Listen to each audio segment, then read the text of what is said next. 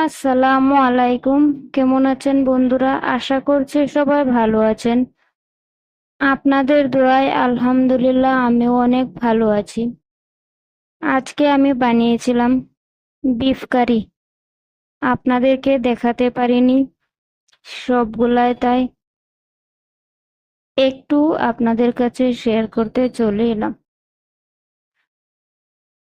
একটি কথা বলি, যদি জীবনে কেউ ভালো থাকতে হয় তাহলে মানুষের কাছ থেকে দূরে থাকা শিখতে হবে।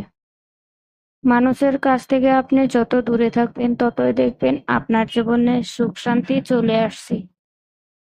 কারণ মানুষকে যত আপন মনে করেন ততই কিন্তু দুঃখের কারণ সেই মানুষগুলাই হয়ে ওঠে। তাই বলছি, যত মানুষের কাছ থেকে হয় দূরে থাকাটাই অনেক